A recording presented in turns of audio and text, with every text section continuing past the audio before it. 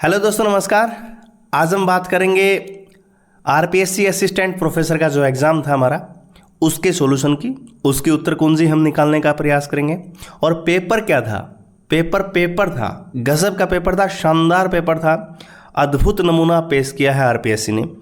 और जो विद्यार्थी नए हैं, साहित्य के क्षेत्र में नए आए हैं और उनको लगता है कि हम गिनी चुनी 2-4 किताबें पढ़ करके असिस्टेंट प्रोफेसर जैसे एग्ज़ाम में क्वालिफाई करने की वो सोच रहे हैं, तो उनके लिए एक आईना दिखाने का प्रयास आरपीएससी का है। वो देख लें और पेपर दे करके अपना आंकलन कर लें कि हम कहाँ हैं अभी। पूर्णतः अवधारणात्मक पेपर है। चीज़ों को गहराई से पढ़ के अगर आप जाते हैं तभी आप पेपर को हल कर पाते हैं। सेल्फ स्टडी बहुत ज़्यादा महत्वपूर्ण है, वो बहुत ज़्यादा महत्वपूर्ण भूमिका इस पेपर में आपको निभाती हुई दिखेगी। ठीक है, तो सावधानी हटी, दुर्घटना घटी। एक एक चीज़ को बड़ी सावधानी से पढ़िएगा और उसका उत्तर देने की कोशिश करिएगा। लीजिए, पहला सवाल ये रहा। पहला सवाल है कि इनमें ध्वनि सिद्धांत से संबंधित कौन सा कथन सही नहीं है। 4 कथन दिए गए हैं। 5वां अनुत्तरित प्रश्न है, यानी कि आप बिना उत्तर दिए प्रश्न को छोड़ रहे हैं। तो 4 कथन है। विचार करते हैं कि ध्वनि काव्य के 2 प्रमुख भेद किए जाते हैं, अविवक्षित और विवक्षितान्य। सही है, ये बात तो सही है। काव्य सिद्धांत के रूप में ध्वनि शब्द का सबसे पहले प्रयोग ध्वन्यालोक ग्रंथ में मिलता है। ध्वन्यालोक आपको पता ना, आनंदवर्धन की है। आनंदवर्धन ने ध्वनि संप्रदाय का प्रवर्तन किया था और 4 उद्योग इस किताब में हैं, जिसमें कारिकाएं हैं, सूत्र हैं, उनकी व्याख्याएं इस किताब में की गई हैं और ध्वनि शब्द का सबसे पहले प्रयोग उसी में मिलता है। ये बात भी सही है। ध्वनि सिद्धांत में शब्द शक्तियों की बहुत महत्वपूर्ण भूमिका होती है। शब्द शक्तियां बहुत ज़्यादा प्रमुख भूमिका में रहती हैं। अगला है अविवक्षित वाच्य ध्वनि अभिधा शब्द शक्ति पर आधारित होती है। ये वाली चीज़ यहाँ पर गलत हो गई। अविवक्षित वाच्य ध्वनि जो है वो लक्षणा पर आधारित रहती है। किस पर आधारित रहती है? लक्षणा पर, ना कि अभिधा पर। अविवक्षित यानी कि आया है, अभिधा में आया है तो उसका अ काट दीजिए। अविवक्षित जो है लक्षणा पर होती है, ना कि अभिधा पर।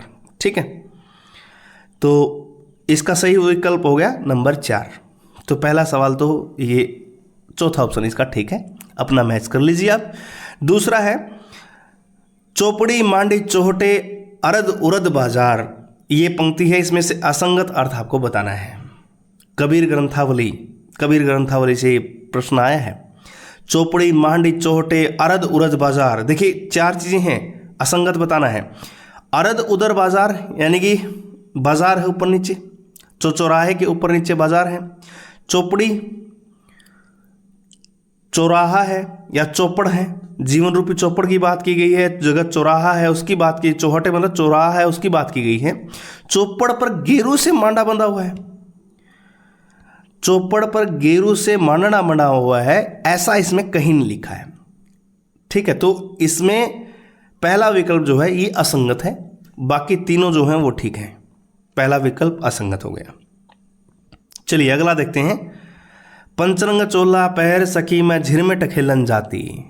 ये मीरा की पंक्ति, आपको पता ना, मीरा शंभू सिंह मनोहर वाली। ठीक है, शंभू सिंह मनोहर के जो हमारे पाठ्यक्रम में लगी हुई मीरा की पदावली, उसमें से ये लिया गया है। पंचरंग चोला पैर सखी में झिरमिट खेलन जाती। झिरमिट कौन सा होता है? आंख में चोली का खेल होता है ना, जो लुका छिपी का जो खेल होता है वो झिरमिट का खेल होता है। तो लुका छिपी का खेल तो ये सही हो गया। सांकेतिक कौन सा नहीं है इसमें से बताना है। पंचरंग यानी कि 5 तत्व जो होते हैं हमारे, पंचभूत जिसको हम बोलते हैं, जिनसे हमारा शरीर बना है। पंचरंग यानी कि 5 तत्व, उसकी बात की गई है। चोला माना शरीर, पंचरंग चोला पैर यानी 5 भूतों से हमारा जो शरीर बना हुआ है। चोला यहाँ पर शरीर की बात की गई है। झिरमिट खेलन चाली, लुका छिपी का खेल खेलने चली हैं। तो सदगुरु की बात इसमें इन पंक्तियों में कहीं नहीं है। हालांकि इनसे आगे वाली पंक्तियों में बात करेंगे तो वहाँ सदगुरु मिलेगा, लेकिन इस वाली पंक्ति में जो ये यहाँ पर दी गई है, इसमें सदगुरु की कहीं भी कोई जिक्र नहीं है। तो इसका सही उत्तर क्या होगा? सदगुरु। तो सदगुरु जो है सांकेतिक अर्थ इसका नहीं है। ठीक है, सवाल नंबर 4 देखें। अनुकरण के संबंध में, यानी कि जो अरस्तु का अनुकरण का सिद्धांत था, कौन सा कथन सही नहीं है? देखिए, अनुकरण का सिद्धांत प्लेटो का भी था और अरस्तु का भी था। ठीक है, तो पहला विकल्प क्या कहता है कि अनुकरण के संबंध में अरस्तु का मत प्लेटो के मत से भिन्न नहीं है, तो यही गलत है। प्लेटो के मत से उनका टोटली भिन्न है। देखिए अरस्तु जो मानते हैं वो मानते हैं सृजन प्रक्रिया का अनुकरण, ठीक है। तो एक अंतर है इसमें, अंतर 5-7 अंतर हैं, आप देखेंगे जब अपने नोट्स में देखेंगे, अपने किताबों में देखेंगे, तो अरस्तु का मत जो है प्लेटो के मत से टोटली भिन्न है, ठीक है। प्लेटो कहते हैं कि सारा प्रकृति का अनुकरण है, एज इट इज आदमी फॉलो करता है, बल्कि अरस्तु कहते हैं कि अपनी सृजन प्रक्रिया का अनुकरण वो करता है, मॉडिफाई करके अपने उसमें अनुकरण करके करता है वो। तो इससे तो भिन्न भिन्न है। दूसरे तीसरे ऑप्शन फिर देखने की जरूरत नहीं, हालांकि हम देख लेते हैं। कलाकार जो है प्रकृति की गोचर वस्तुओं का नहीं अपितु प्रकृति की सृजन प्रक्रिया का अनुकरण करता है। मैंने अभी बताया सृजन प्रक्रिया का अनुकरण करता है अरस्तु मानते हैं, जबकि प्लेटो क्या मानते हैं, गोचर वस्तुओं का अनुकरण मानते हैं ना। तो ये हो गया, अनुकरण भी एक सृजन क्रिया है, बिल्कुल सही बात है, अनुकरण सृजन प्रक्रिया है। कला को प्रकृति की अनुकृति मानते हैं। देखिए प्रकृति की अनुकृति कला है ना, फिर उससे फिर आगे जो अनुकरण करके जो बनाता है, फिर आपको पता है वो 3 पदीय वाला है ना, पथ दूरी पर है, ठीक है। तो ये पहला वाला सही हो जाएगा इसका। 5वां सवाल देखते हैं। 5वां सवाल क्या कहता है, छप्य छंद विषयक कौन सा कथन असंगत है। छप्य छंद की बात की गई है, छप्य छंद के बारे में कौन सी बात गलत है ये बताना है। इसमें प्रथम 4 चरण रोला के होते हैं, बिल्कुल रोला के 4 छंद होते हैं, 4 चरण होते हैं। छप्य छंद में 6 चरण होते हैं, ये सही है। 6 पै यानी कि ये तो पता लग ही रहा ना, छप्य यानी कि 6 चरण होते हैं उसमें। रोला और उलाला बन के बनता है, तो अंतिम 2 चरण किसके बच गए, उलाला के बन गए, ठीक है। तो 4 पहले रोला के हैं, 2 उलाला के हैं, टोटल 6 चरण हैं। ये तीनों बात तो हो गई। अब जब 2 छंद मिले हैं, 2 छंद मिलकर के बने हैं, तो वो विषम होता है। क्या होता है, विषम। छप्पे की गणना अर्ध सम छंदों में की जाती है, ये गलत हो जाएगा, वो विषम होगा, ठीक है। तो चौथा वाला विकल्प जो है वो सही हो जाएगा। 5वां देखते हैं। 5वां सवाल क्या कहता है, सॉरी 6वां सवाल क्या कहता है, क्रोंचे क्रोंचे और उनके अभिव्यंजनावाद से संबंधित कौन सा कथन असंगत है। ध्यान से देखिएगा सवाल को। क्रोंचे और उनके अभिव्यंजनावाद से संबंधित कौन सा कथन यहाँ पर असंगत है, जल्दी उत्तर दीजिए। पहला है कि सहज अनुभूति को क्रोंचे ने आंतरिक अभिव्यंजना माना है। दूसरा है कला के उत्कृष्ट होने के लिए आवश्यक है कि विषय वस्तु उत्कृष्ट हो। वे सहज ज्ञान को संवेदनों से अलग मानते हैं। उनकी दृष्टि में कला एक आध्यात्मिक प्रक्रिया है। इसमें बताइए कौन सा सही है। देखिए अभिव्यंजनावाद में क्रोंचे ने साफ कहा है कि सहज अनुभूति जो है वो आंतरिक अभिव्यंजना है, सही है। और सहज ज्ञान जो है संवेदनों से अलग होता है। कला जो है आध्यात्मिक प्रक्रिया है, ये भी माना है। लेकिन एक चीज उन्होंने ये कही है कि कला के उत्कृष्ट होने के लिए ये जरूरी नहीं है कि उसकी विषय वस्तु उत्कृष्ट हो, ये जरूरी नहीं है। तो ये वाला असंगत हो जाएगा। नंबर 2 जो है इसका ये सही होगा। तो जिन जिन साथियों ने नंबर 2 किया है ना, उनका सही है। चलिए अगला सवाल 7वां। घिरे रहे थे घुंघराले बाल अंश अवलंबित मुख के पास, नील घन सावक्ष सुकुमार सुधा भरने को विधु के पास। अब काव्य सौंदर्य के विषय में बताना है कि दोषपूर्ण टिप्पणी वाला विकल्प कौन सा है इसमें से। पंक्ति तो आपको पता ही है, कामायनी की है, श्रद्धा सर्क की है। गिर रहे थे घुंघराले बाल, अंश माने कंधा, ठीक है। अंश अवलंबित मुख के पास, नील घन सावक्ष सुकुमार सुधा भरने को विधु के पास। दोषपूर्ण बताना कौन सा है। देखिए कंधे से नीचे तक लटकते हुए बालों का वर्णन गिरा है, गिर रहे थे घुंघराले बाल, है ना। अंश अवलंबित मुख के पास, तो यहां पर यह चीज तो है। दूसरा है पूर्ण उपमालंकार। इसमें पूर्ण उपमालंकार है कि नहीं है वो देखेंगे अभी। मुख की तुलना किससे की गई, सुधाकर से की गई है, ये भी किया गया है। देखिए ये लिखा मुख के पास, अंश अवलंबित मुख के पास, और सुधा भरने को विधु के पास। विधु माने चांद यानी कि सुधाकर, ये भी है। मुख और विधु दोनों हैं, दोनों आए हैं, तो मुख की तुलना सुधाकर से है, ये वाला एकदम सही है। छोटे छोटे बादल, तो इसमें नील घन सावक से सुकुमार सुधा भरने को विधु के पास। नील घन सावक से सुकुमार, छोटे छोटे बादलों के जो टुकड़े हैं वो सुधा भरने के लिए चांद के पास जा रहे हैं, ये भी बात सही है। तो पूर्ण उपमा इसमें नहीं है। क्या कथन नहीं है? पूर्ण उपमा इसमें नहीं बनता है, क्योंकि देखिए उपमेय, उपमान, धर्म और वाचक सब चीज़ें होनी चाहिए। तो इसमें पूर्ण उपमा की जो कमी है वो झलक रही है। बाकी कंधों से नीचे तक ये वाला सही है।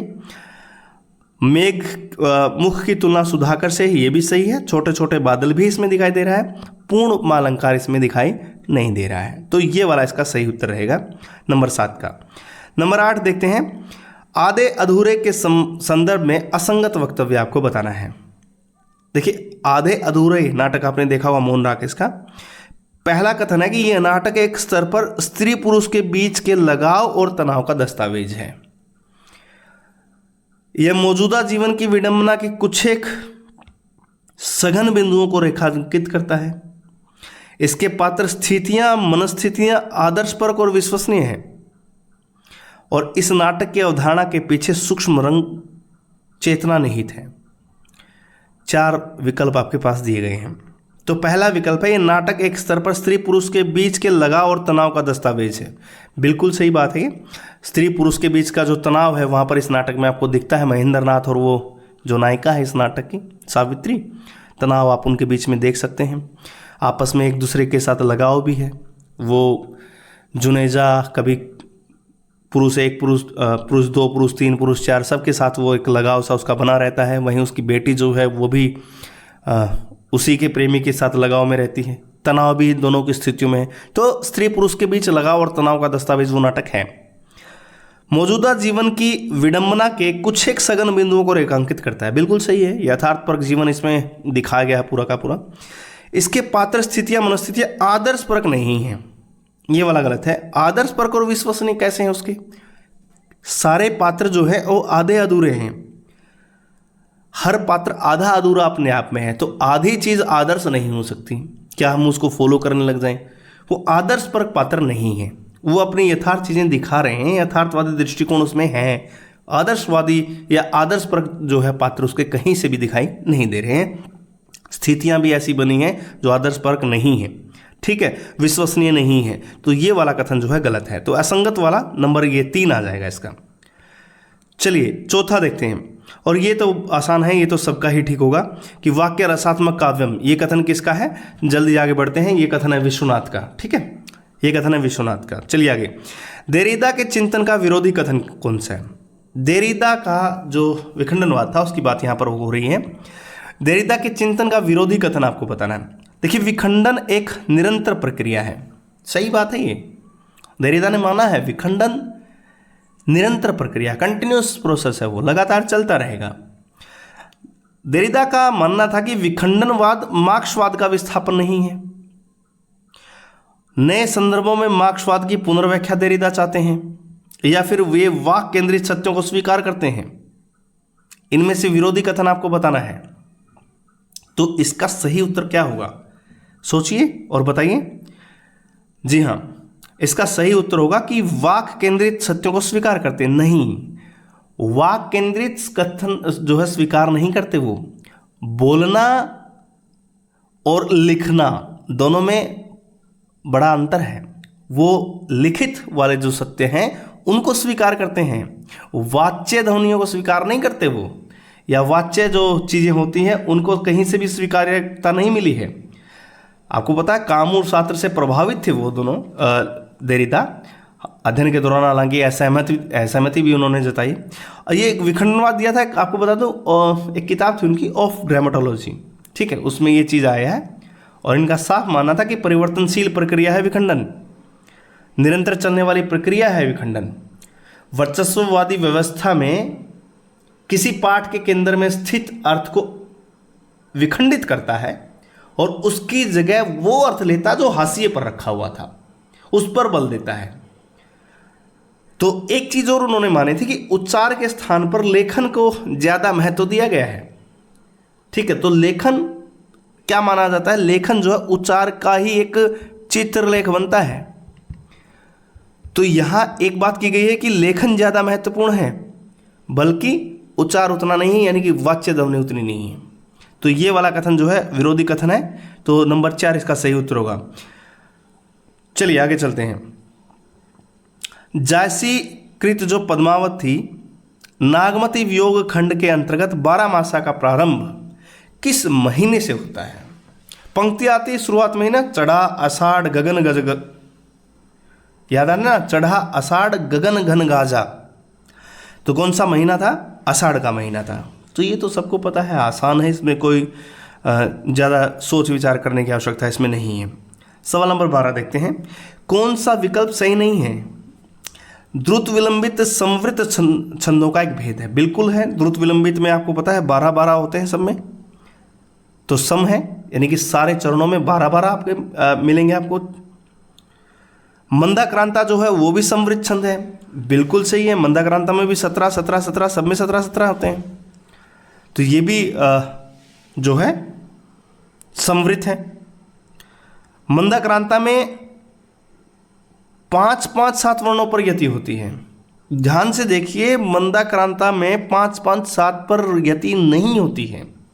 यति कितने पे होती है? 4-6-7 पे होती है।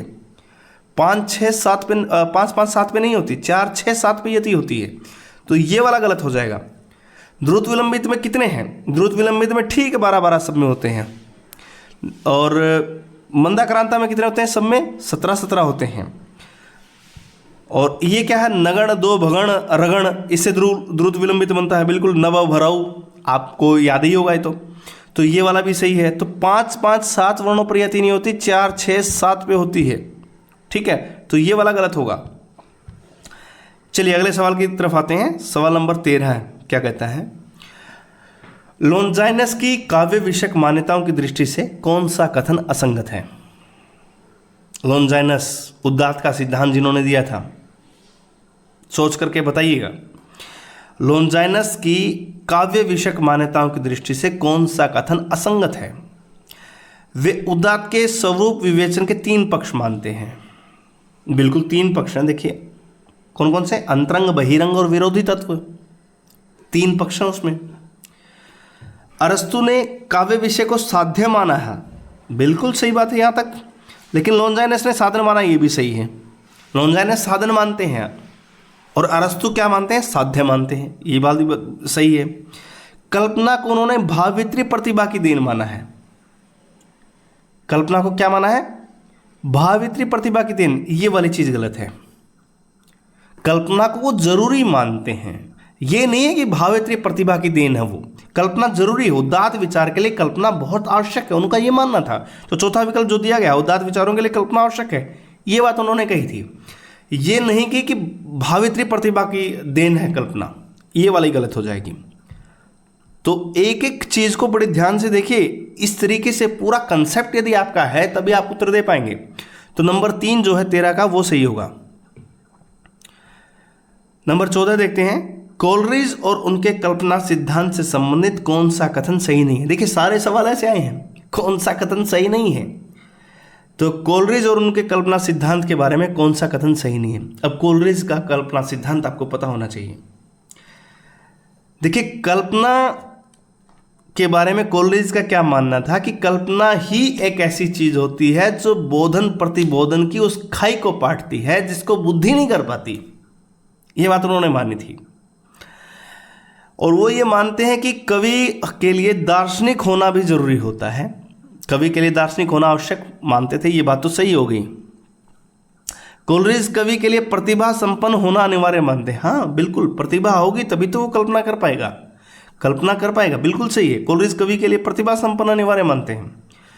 काव्य पक्ष में बुद्धि पक्ष को प्रधान देते नहीं, कल्पना को प्रधान देते हैं, बुद्धि पक्ष को प्रधान नहीं देते वो। ठीक है, काव्य में कल्पना जरूरी होती है और कल्पना वो चीज कर पाती जो बुद्धि नहीं कर पाती, जो शुरुआत में हमने बताया आपको। तो बुद्धि पक्ष को प्रधानता नहीं देते वो। कोलरिज काव्य नियमों के बंधनों को स्वीकार करते रहे हैं, विरोध करते रहे हैं। बिल्कुल स्वच्छंदतावाद में थे, तो स्वच्छंद वाले तो आपको पता ही है, वर्ड्सवर्थ और कोलरिज क्या थे? स्वच्छंदतावाद के थे ना, तो वो बंधनों का तो विरोध करेंगे ही करेंगे। ठीक है, तो काव्य नियमों के बंधनों का विरोध करते थे, ये बात भी सही है। तो बुद्धि पक्ष को प्रधानता देते हैं, ये गलत हो जाएगा। 14 का सी। ठीक है, चलिए 15 देखते हैं। गलत विकल्प चुनना है, गलत विकल्प चुनना है। निजवाचक आप का प्रयोग तीनों पुरुषों में होता है। कितना शानदार सवाल है। देखिए, निजवाचक आप का प्रयोग तीनों पुरुषों में होता है, बिल्कुल सही होता है। मैं अपने आप कर लूँगा, या तुम अपने आप कर लो, या वह अपने आप कर लेगा, या वह आप चला जाएगा, तीनों में हो गया ना। तो तीनों पुरुषों में होता है। निजवाचक जो आप होता है, निजवाचक आपकी बात की गई है, पुरुषवाचक आप से भिन्न होता है, ये भी बात सही है। निजवाचक आप जो है, जैसे मैं अपने आप कर लूँगा, ठीक है, ये क्या है, मैं अपने आप कर लूँगा, और एक कहता है वह अपने आप कर लेगा। तो वहाँ पर भी जो आप आया वो निजवाचक आप आया है, और यहाँ पर जो पुरुषवाचक की बात की गई थी वो अलग है, निजवाचक वाला अलग होता है। जो अपने लिए प्रयोग कर लेता है वो निजवाचक में आता है। पुरुषवाचक में जो चीज़ आती है आप वाला, आप मतलब तुम वाली बात करते हो, सेकंड पर्सन के लिए आता है, तो उससे वो डिफरेंट है। जैसे आप कहाँ जा रहे हो, किसी से पूछ रहा है ना, सेकंड पर्सन हो, तो वो क्या है, वो पुरुषवाचक के लिए आ रहा। आप कहाँ जा रहे हैं, वो पुरुषवाचक में आ गया, और तुम अपने आप कर लेना वो निजवाचक में आ गया। दोनों अलग हैं ये, तो ये बात भी सही है, ठीक है। तीसरा देखिए, तीसरा क्या कहता है, पुरुषवाचक आप केवल मध्यम पुरुष में आता है। बिल्कुल, जैसे आप कहाँ जा रहे हैं वो केवल सेकंड पर्सन के लिए आएगा। अगर पुरुषवाचक में आप प्रयोग कर रहे हैं आप, तो केवल वो किस में आएगा, मध्यम पुरुष में आएगा। पुरुषवाचक आप नित्य बहुवचन में आता है, नहीं, पुरुषवाचक आप जो है नित्य बहुवचन में नहीं आता। आप एक वचन में भी आता है, आप बहुवचन में भी आता है, आप दोनों में आएगा। आप कहाँ जा रहे हैं, आप लोग कहाँ जा रहे हैं, ठीक है, तो एक वचन के लिए भी वही आप आया, बहुवचन के लिए भी वही आप आया।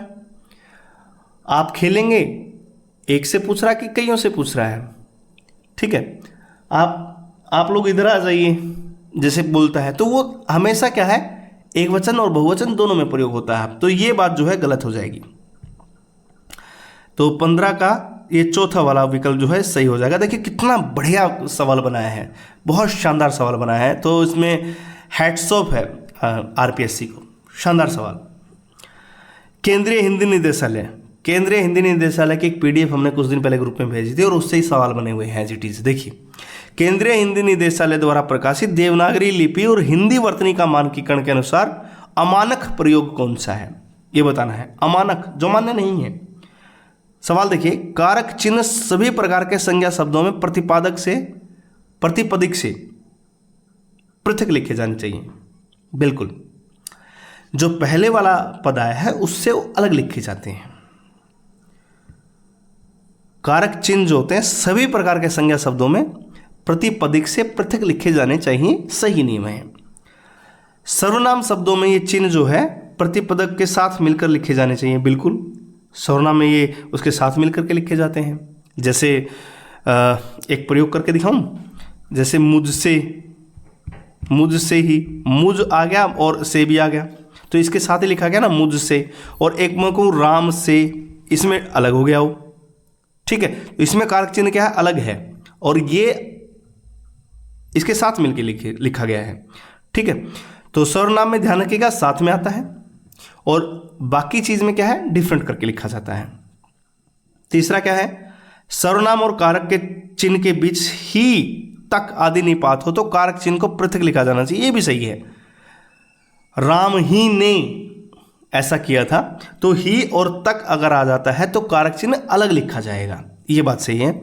सर्वनाम आदि के साथ दो कारक चिन्ह हो तो दोनों को मिलाकर लिखा जाना चाहिए, नहीं, दोनों को अलग अलग करके लिखा जाता है। पहला मिला करके लिखा जाएगा, पहला वाला क्या लिखा जाएगा, मिला करके लिखा जाएगा, और दूसरा वाला जो है वो अलग करके लिखा जाएगा। दूसरा वाला क्या होगा, अलग करके लिखा जाएगा, तो ये वाला जो है वो गलत हो जाएगा। नंबर 4 जो है इसका सही उत्तर होगा। चलिए 17 नंबर देखते हैं। एक अचंबा देखा रे भाई, ढाढ़ा सिंह चरावे गाई। ये देखिए उलटबासी है, और उलटबासी कबीर की होती है। एक अचंबा देखा रे भाई, ढाढ़ा सिंह चरावे गाई, तो गाय से सांकेतिक अर्थ क्या निकलता है, गाय यहाँ पर क्या है, गाय यहाँ पर है इंद्रियां। गाय क्या है, इंद्रियां, गाय है इंद्रियों के लिए, ठीक है। आपने एक शब्द सुना होगा ना, गोस्वामी, तुलसीदास के लिए जो प्रयोग किया जाता है गोस्वामी। गो मतलब इंद्रियां, इंद्रियों पर जिसने अपना स्वामित्व कर लिया हो वो होता है गोस्वामी। तो इंद्रियां, ठीक है। चलिए अगला देखते हैं। साधारणीकरण से संबंधित कौन सा कथन असंगत है? साधारणीकरण से संबंधित कौन सा कथन गलत है? रस निष्पत्ति का सूत्र भाव विभाव व्याभिचारी संयोगात रस निष्पत्ति, उसकी दृष्टि से साधारणीकरण शब्द के सबसे पहला प्रयोग किसने किया था? भट्टनायक ने किया था। यहां क्या लिखा है? अभिनवगुप्त ने किया था, तो ये गलत हो गया। किसने किया था? भट्टनायक ने किया था, अभिनवगुप्त ने नहीं किया। उत्तर मिल गया ना आपको। रामचंद्र शुक्ल के अनुसार क्या? साधारणीकरण आलम्बन धर्म का होता है, आलम्बन तो धर्म का होता है। अभिनवगुप्त के अनुसार क्या है? साधारणीकरण के दो स्तर होते हैं, विभाव के साथ स्थायी भाव का साधारणीकरण और सामाजिक की अनुभूति का साधारणीकरण। रस निष्पत्ति के लिए क्या? भट्टनायक के अनुसार साधारणीकरण आवश्यक होता है। वही भट्टनायक जिनकी बात हम कर रहे थे सबसे पहले उसी ने किया था, तो उन्होंने कहा था कि साधारणीकरण जरूरी होता है रस निष्पत्ति के लिए, और सबसे पहला प्रयोग इन्हीं ने किया था। तो यहाँ पर अभिनवगुप्त ये है, गलत हो जाएगा। ठीक है, 18 का नंबर 1। 19 का देखते हैं क्या कहता है। पद्मावती समय के विषय में असंगत आपको बताना है।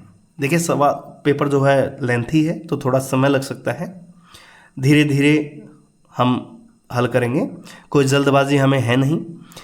तो पद्मावती समय के विषय में असंगत आपको बताना है कि तोता दौत्य कर्म करता है, बिल्कुल करता है, दूध का भी काम करता है और उसका गुरु भी है। ठीक है, दौत्य कर्म करता है, दूध का काम करता है वो।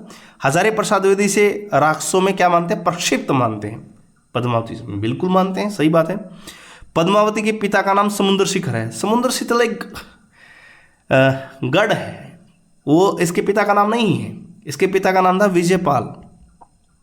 क्या नाम था? विजयपाल। ठीक है, तो इसके पिता का नाम है विजयपाल, तो ये गलत हो जाएगा। तो 19 का नंबर 3। ठीक है, चलिए अगला सवाल। हम तो कान केली की भूखी, ये वाला जो भ्रमर गीत सार का पद संख्या 41 रामचंद्र शुक्ल द्वारा जो संपादित है भ्रमर गीत सार, उसमें पद संख्या 41 आप देखिए, आपके पाठ्यक्रम में है। सूरदास देखी दृढ़ता गोपिन की उधो या व्रत पायो, कहे कृपा निधि हो कृपाल हो, प्रेम पढ़न पठायो।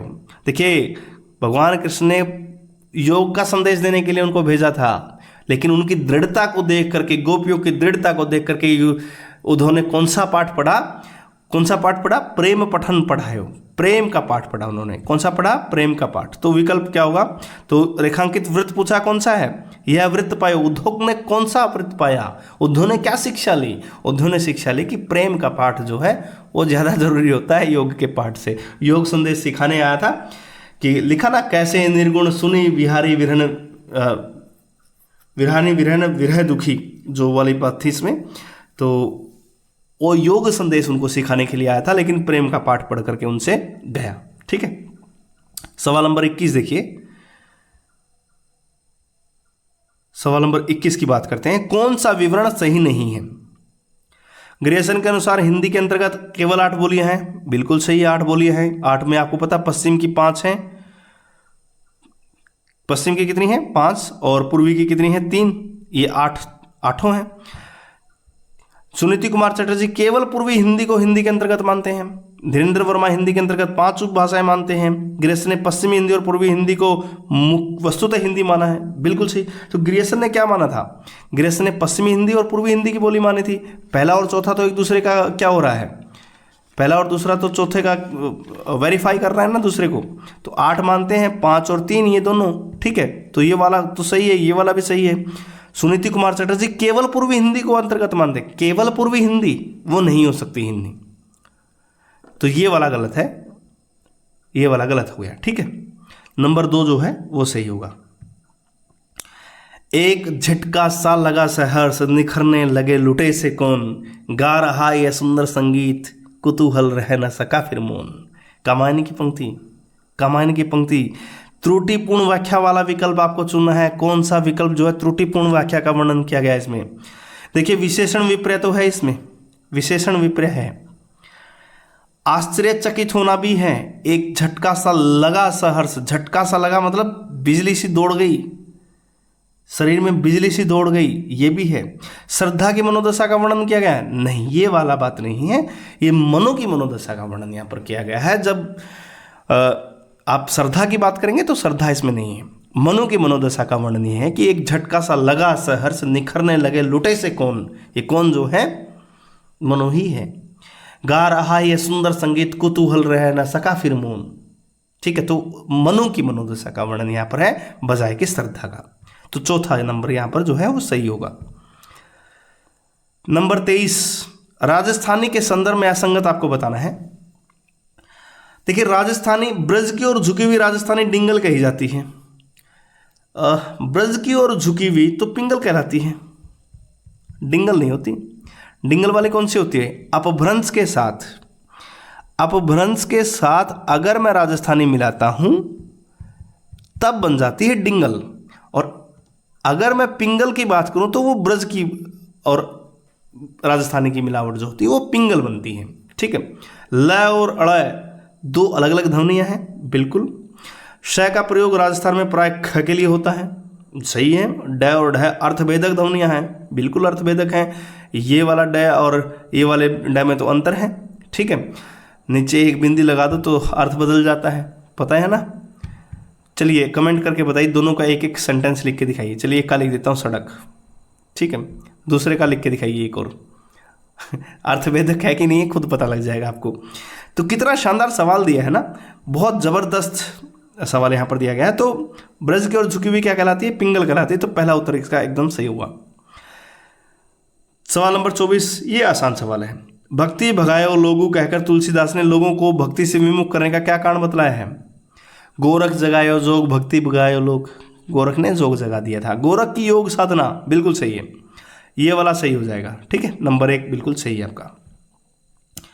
ये सबसे आसान सवाल, एक किस्म से फ्री हिट आपको मिली है। जब ऐसा पेपर बनता तो ऐसे सवाल एकदम फ्री हिट बनते हैं।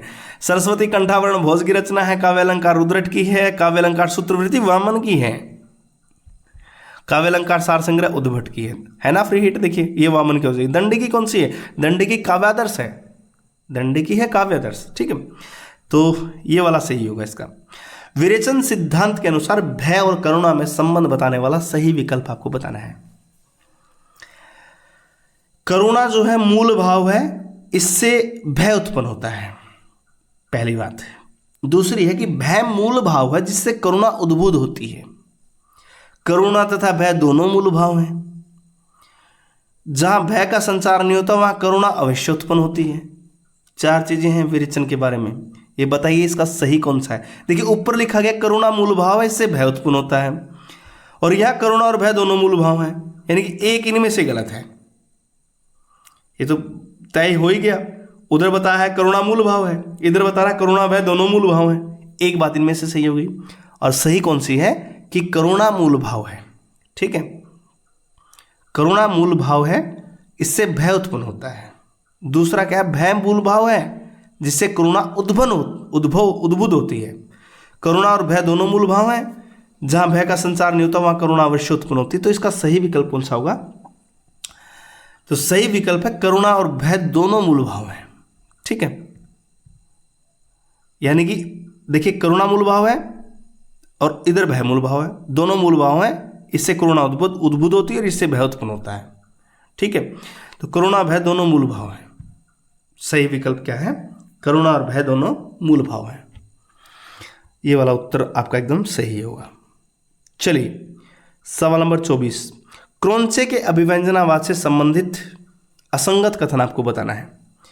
और रूप ही सौंदर्य का आधार है, कल्पना सौंदर्य का अनिवार्य तत्व है, अभिव्यंजना आंतरिक प्रक्रिया है, लेकिन कला बाह्य प्रक्रिया है, कला सहजानुभूति और अभिव्यंजना परस्पर पर्यायवाची है। देखिए असंगत की बात अगर करें तो इसमें तीसरा जो कथन है वो असंगत है। अभिव्यंजना आंतरिक प्रक्रिया कह रहा हूं ना, अभिव्यंजना जब कर ही दी है तो बाहर आ चुकी है, वो तो आंतरिक प्रक्रिया नहीं है।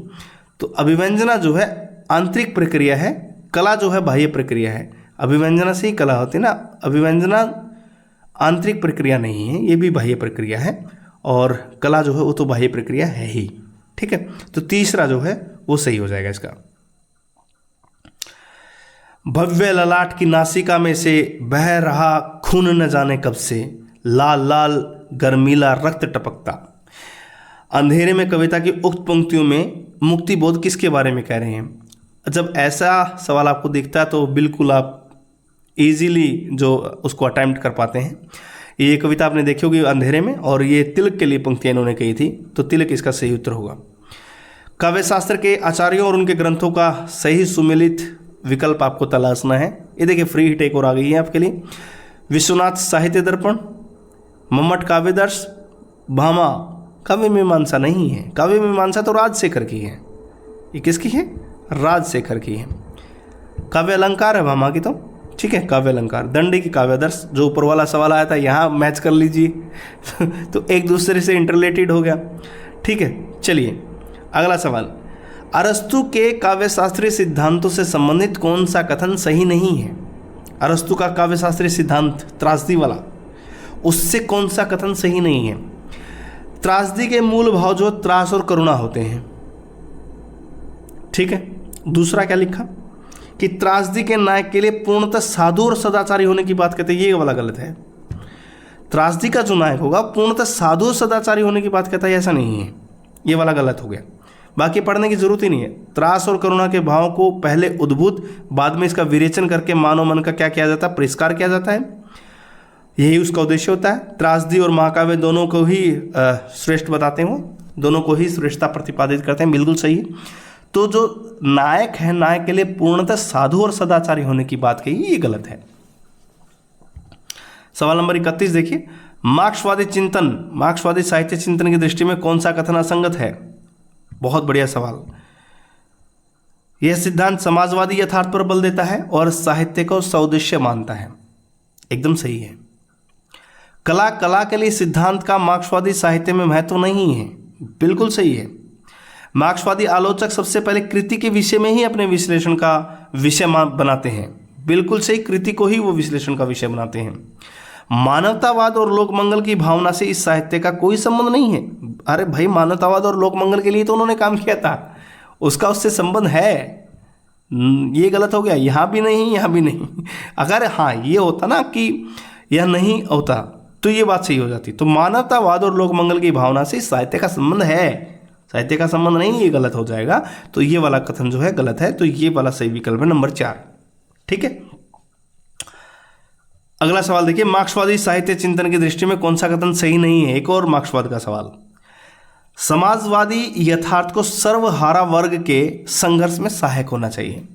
इसी के लिए तो बात करते हैं वो, शोषित वर्ग और शोषक वर्ग की बात जहां पर हो रही है। सर्वहारा वर्ग के संघर्ष में सहायक होना चाहिए, सही है ये। मार्क्सवादी चिंतक जो होते हैं वो सामाजिक अर्थव्यवस्था को सर्वाधिक महत्व देते हैं। ये बात भी सही है।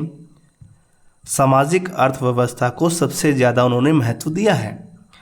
मार्क्सवाद में मानव विकास की अंतिम परिणति क्या होती है कि साधन संपन्न वर्ग युक्त समाज की स्थापना करना। नहीं, वर्ग युक्त समाज नहीं बनाना है, वर्ग मुक्त समाज बनाना है। देखिए यहां मैंने कहा था ना, सावधानी हटी तो दुर्घटना घटी। छोटा सा शब्द था, यह और मैं में कोई ज्यादा अंतर नहीं लिखने में।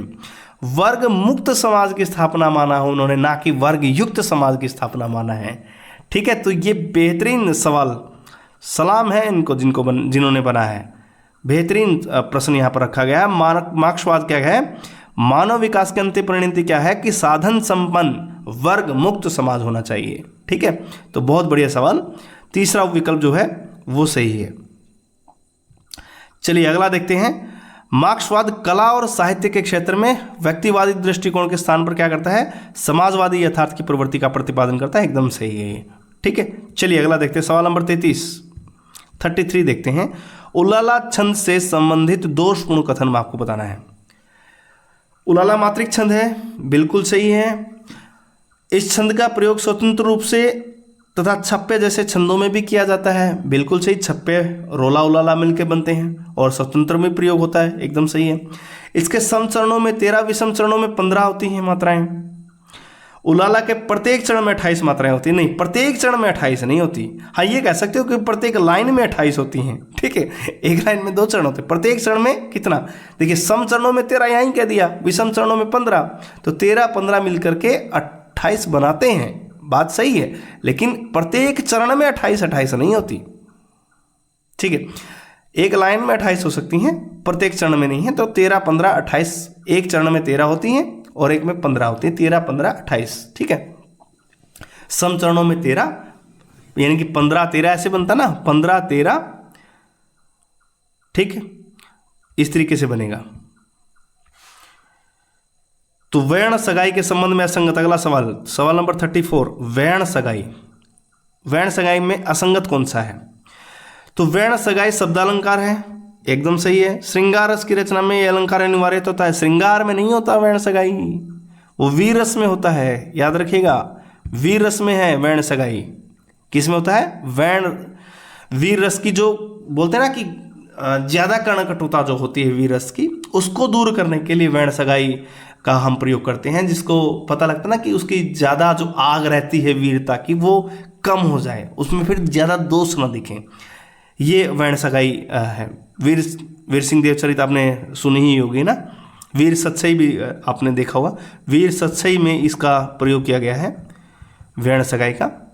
तो वीर रस की ये रचना है, ठीक है, तो वीर रस होना चाहिए, ये वाला सही हो जाएगा, पहला वाला।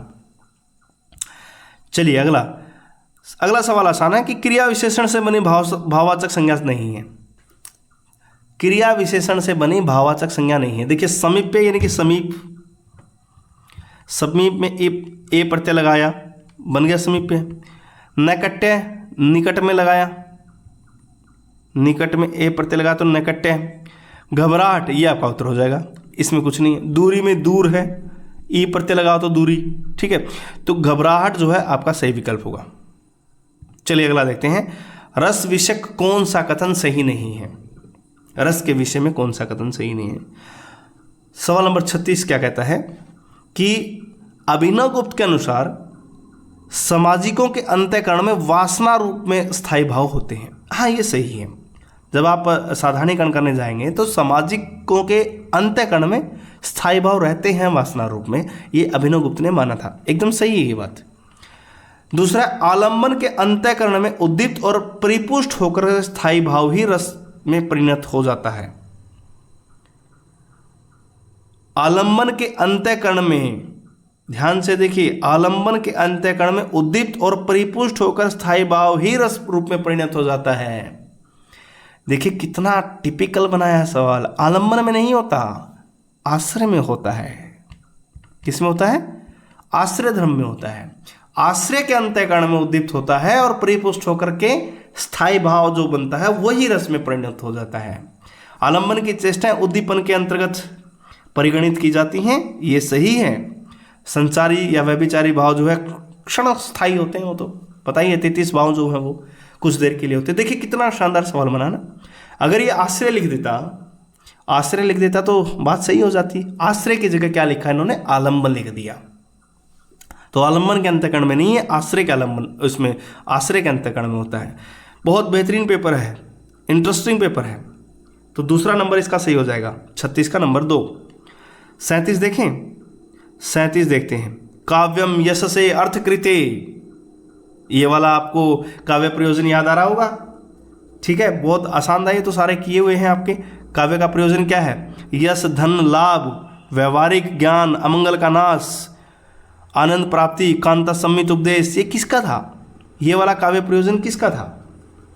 बताइए, ये वाला काव्य प्रयोजन किसका था? बहुत आसान है, वामन, मम्मट, भामा या फिर विश्वनाथ। सही बताइए किसका है? आसान है ये।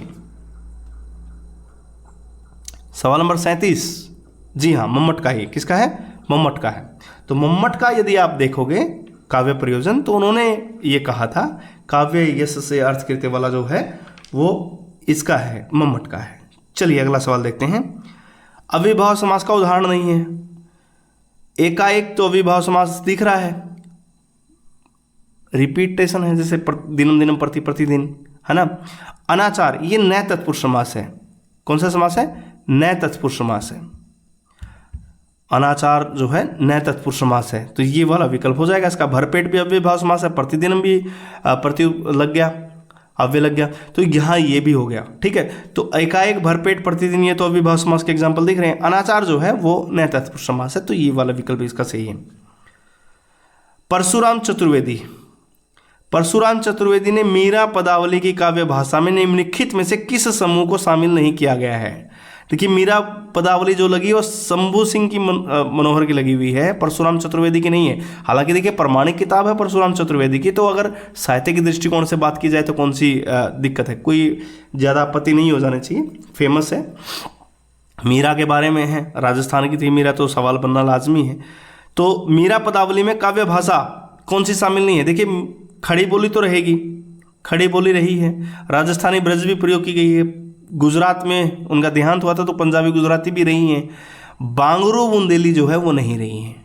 ये वाला विकल्प जो है सही हो जाएगा, बांगरू बुंदेली जो है वो शामिल नहीं है। ओके, चलिए अगला सवाल देखें। सवाल नंबर 40 क्या कहता है?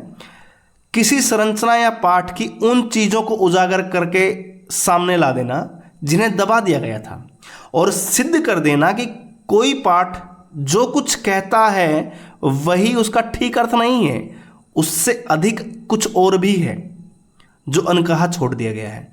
यह कथन किस विचारधारा से है? सवाल ये पहले आ चुका है, सवाल ये पहले आ चुका है, हम हल कर चुके हैं विखंडनवाद में। विखंडनवाद में अभी कुछ देर पहले हमने बात की थी विखंडनवाद की, जिसमें कहा गया था कि वाच्य जो उच्चार जो है वो ज़्यादा महत्वपूर्ण नहीं होते, जो कुछ कह दिया गया है वो उसका ठीक अर्थ नहीं है, जो कुछ कहता है वो ठीक अर्थ नहीं है, लेखन वाला जो अर्थ है उसको ज़्यादा प्रामाणिकता दी जाती है, उससे अधिक कुछ और भी है जो अनकहा छोड़ दिया जाता है, जो भावनाएं रहती हैं। विखंडनवाद, विखंडनवाद की जो ये विचारधारा है तो ये इसका है। ध्यान से अगर चीज़ों को पढ़ेंगे तो बहुत शानदार पेपर है ये। तो यहां पर बात हो गई विखंडनवाद की। सवाल नंबर 41 देखते हैं। इस तन का दीवा करो बाती मेल्यूं जीव, लोही सिंचो तेल जूं, कब मुख देवो पीयूफ। उपयुक्त साखी के संदर्भ में उपयुक्त कथन है कौन सा? नेत्रों का वर्णन है, उत्प्रेक्षा अलंकार है, लोही का उल्लेख जो किया गया उसमें फारसी प्रभाव है, जी में छाले पड़ने का वर्णन है। कितना अच्छा सवाल है, 41 नंबर, बहुत शानदार सवाल किया गया है। देखिए पहली बात तो मैं आपको बता दूं, इसमें उत्प्रेक्षा अलंकार है नहीं, उपमा अलंकार है। कौन सा अलंकार है? उपमा अलंकार है। ठीक है, तो ये वाला चीज वैसे ही गलत हो गई है। ठीक है, इस तन का दीवा करो बाती मेलू जीव, लोही सिंचे तेल जूं, कब मुख देखो पीयू। देखिए इसमें एक खास बात पता क्या है? फारसी का प्रभाव है। लोही का जहां पर उल्लेख किया गया है उसमें फारसी का प्रभाव है, क्योंकि हमारी जो विचारधारा है उसमें ऐसी चीजें नहीं दिखती। जहां पर आप विरह की बात करते हैं और श्रृंगार की बात करते हैं, श्रृंगार विरह में जब इस तरीके की बात की, लोही सिंचो तेल जूं, कब मुख देखो पीयू, ये वाली जो बात होती है, दीवा करो बात, ये फारसी का प्रभाव ज्यादा है, हमारी वो नहीं है ये विचारधारा। तो फारसी का प्रभाव, लोही के उल्लेख में फारसी का प्रभाव है ये। ठीक है, तो नंबर 3 इसका सही रहेगा। नंबर 42 क्या कहता है? एही माह उपजे रसमुलू, तू तो भोर मोर जोवन फुलू, नैन चुवी जस महवट नीरू, तो ही बिनु अंगलाग सर चीरू। तेरे बिना जो है कपड़ा जो है, चीर मैंने कपड़ा जो है, ऐसे लग रहा है जैसे बाण लग रहे हैं। तो इस सर का मतलब क्या है? बाण। ठीक है, तो यहां क्या कहता है कि जैसे की जो पंक्तियां हैं उनमें निहितार्थ नहीं है। कौन सा नहीं है? घाव तो है, ठीक है, बाण भी है अभी बताए है, और माघ की झड़ी, महवट नीरू, माघ की झड़ी लगी हुई है। तो यहां पर क्या है? सरोवर नहीं है। तो सर का माना सरोवर यहां पर नहीं है, सर का माना यहां पर बाण है। सर माने क्या है? यहां पर बाण है, ठीक है, ना कि सरोवर है। तो सरोवर जो है इसका सही उत्तर होगा। कौन सा होगा? सरोवर, नंबर 2। चलिए अगला सवाल। आधे अधूरे के पात्रों के संबंध में गलत कथ्य है। बड़ी लड़की भाव में परिस्थितियों से संघर्ष का अवसाद और उतावलापन है, बिल्कुल दिखता है। जब आधे अधूरे नाटक की शुरुआत करते हैं वहीं ये चीजें लिखी हुई हैं, प्रत्येक पात्र के बारे में चीजें लिखी गई हैं और वही यहां पर दिखा गया है। भाव की परिस्थितियों में जो संघर्ष दिखाया गया बड़ी लड़की का, उसमें अवसाद भी, उतावलापन है। उतावलापन है तभी तो भाग के शादी भी कर लेती, फिर वापस आ जाती है। लड़का जो है वो चेहरे और हंसी से झलकती खास तरह की कड़वाहट को पेश कर रहा है, बिल्कुल सही है। स्त्री जो है वेशभूषा साधारण होते हुए भी सुरुचिपूर्ण और चेहरे पर यौवन की चमक, ये भी सही है। शुरुआत में लिखा गया, आप जाके देखेंगे पूरा मिलेगा आपको ऐसा। काले सूट वाला आदमी पुरुष 4 की भूमिका में, पुरुष 4 की भूमिका में जिंदगी से अपनी लड़ाई हार चुकने की छटपटाहट के लिए है। देखिए, जिंदगी से अपनी लड़ाई हार चुकने की छटपटाहट के लिए पुरुष 4 नहीं है, एक है, वो महेंद्र नाथ। जिंदगी से अपनी लड़ाई हार चुकने की छटपटाहट के लिए आते हुए वो पुरुष एक है, ना कि 4। तो ये सवाल जो है बहुत शानदार सवाल बना है। पुरुष एक आएगा ये, ना कि पुरुष 4 आएगा। पुरुष एक की भूमिका में जिंदगी से अपनी लड़ाई हार चुकने की छटपटाहट के लिए हुए, तो ये वाला पुरुष एक है, ना कि 4। तो ये वाला कथन जो है सही होगा, नंबर 4 वाला। ठीक है। पूर्वी हिंदी का विकास अपभ्रंश के किस रूप से माना गया है? तो ये तो आसान सवाल बन गया। पूर्वी हिंदी जो है वो अर्धमागधी से बनती है। किससे बनती है? अर्धमागधी से। तो ये तो सही हो गया। ठीक है। राजस्थानी भाषा का विकास किस अपभ्रंश से माना है? राजस्थानी तो शौरसेनी से आती है, लिख दीजिए शौरसेनी। आसान सवाल है ये भी, सवाल नंबर 45, शौरसेनी से। देखिए, भाषा के संदर्भ में बोली भाषा उपभाषा यहाँ से सवाल बनता है। ठीक है। राजस्थानी भाषा का विकास किस अपभ्रंश से हुआ? शौरसेनी से हुआ है। ठीक है, ये वाला कथन एकदम याद रखिएगा आप। नंबर 46 देखिए, मार्क्सवादी साहित्य चिंतन के प्रमुख आधार। मार्क्सवादी साहित्य चिंतन का आधार कौन सा है? पूंजीवाद और सामंतवाद, संरचनावाद विखंडनवाद, कलावाद या प्रार्थवाद, या द्वंद्वात्मक भौतिकवाद और ऐतिहासिक भौतिकवाद। ये वाला सही है, द्वंद्वात्मक भौतिकवाद और ऐतिहासिक भौतिकवाद। ये मार्क्सवादी साहित्य चिंतन का आधार है, द्वंद्वात्मक भौतिकवाद, जिसको लेकर के बहुत सारी रचनाएं आपको हिंदी साहित्य में देखने को मिलेंगी। ठीक है। द्वंद्वात्मक भौतिकवाद और ऐतिहासिक जो भौतिकवाद जो है, ये साहित्य चिंतन का आधार है मार्क्सवाद का। नंबर 47, कोलरिज और कल्पना सिद्धांत। कोलरिज और उनके कल्पना सिद्धांत से संबंधित कौन सा कथन असंगत है? ये वाला बताना है। तो कोलरिज कल्पना के 2 प्रमुख भेद मानते हैं, आद्य कल्पना और विशिष्ट कल्पना। ये वाला तो सही हो गया, ये वाला सही हो गया। नंबर 47 का ये तो सही है। यदि संपूर्ण विश्व भगवान का प्रत्यक्षीकरण है तो मनुष्य का जगत भी ईश्वर का ही प्रत्यक्षीकरण है। सोचिए। तीसरी है विशिष्ट कल्पना, यानी कि सेकेंडरी इमेजिनेशन, कलाकार में पाई जाती है, जनसाधारण में नहीं। ये बात भी सही है। विशिष्ट वाली चीज कलाकार में ही होती है, जनसाधारण में तो होती नहीं है। कलाकार अपनी भावना के अनुसार प्रकृति का पुनर्सृजन करता है, बिल्कुल, ये बात भी सही है। तो ये वाली बात गलत है कि यदि संपूर्ण विश्व भगवान का प्रत्यक्षीकरण है तो मनुष्य का जगत भी ईश्वर का ही प्रत्यक्षीकरण है। ये नहीं मानते वो, ये नहीं मानते। तो ये वाला गलत है, नंबर 2 गलत है। ठीक है। चलिए 48, कौन सा विवरण सही नहीं है? व्यक्तिवाचक संज्ञा के साथ आने वाला विशेषण उस संज्ञा की व्याप्ति मर्यादित नहीं करता, केवल उसका अर्थ स्पष्ट करता है। ये सही है। ठीक है, ये वाला सही है। ओके। सभी विशेषण शब्द विकारी होते हैं, बात सही है, सबका विकार होता है। विशेषण शब्द संज्ञा की व्याप्ति मर्यादित करते हैं, बिल्कुल, संज्ञा के बारे में ही तो बताते हैं। ठीक है। फॉर एग्जाम्पल आप लिखो, क्या लिखेंगे? कुछ भी लिख दीजिए, गाय लिख दीजिए। गाय क्या संज्ञा? गाय शब्द आया तो संज्ञा बहुत सारी है, कौन कौन सी गाय होती? अब नील गाय लिखूंगा तो तब एक अलग बात आएगी ना, नील विशेषण जब इसके आगे लगाऊंगा नील गाय, तब उसको मर्यादित करेगा वो, है ना। तो ये सही है, विशेषण शब्द जो है संज्ञा की व्याप्ति जो है मर्यादित करते हैं। विशेषण विकारी होते हैं, ये वाला भी सही, ये वाला भी सही है। विशेष्य के साथ विशेषण का प्रयोग 2 प्रकार से होता है, संज्ञा के साथ, क्रिया के साथ। नहीं भाई, सर्वनाम भी होता है, सर्वनाम भी तो बच गया ना, सर्वनाम भी होता है। संज्ञा सर्वनाम की विशेषता बताने वाले शब्दों को तो विशेषण बोलते हैं। तो 3 प्रकार से होता है, संज्ञा, क्रिया और सर्वनाम। तो सर्वनाम भी आएगा इसमें, तो ये वाली चीज जो है वो गलत हो जाएगी। ठीक है। नंबर 4, 49 क्या कहता है कि निम्नलिखित में किस वाक्य में संबंध सूचक अव्यय का प्रयोग नहीं हुआ है? संबंध सूचक अव्यय, धन के बिना किसी का काम नहीं चलता। ठीक है। दिन भर सोना अच्छा नहीं है। मोहन घर तक गया है। बच्चे बहुत ही हठी होते हैं। इनमें से आपको बताना संबंध सूचक अव्यय का प्रयोग कहाँ नहीं हुआ है। देखिए संबंध सूचक यहाँ पर दिखाया गया है, धन के बिना, ठीक है।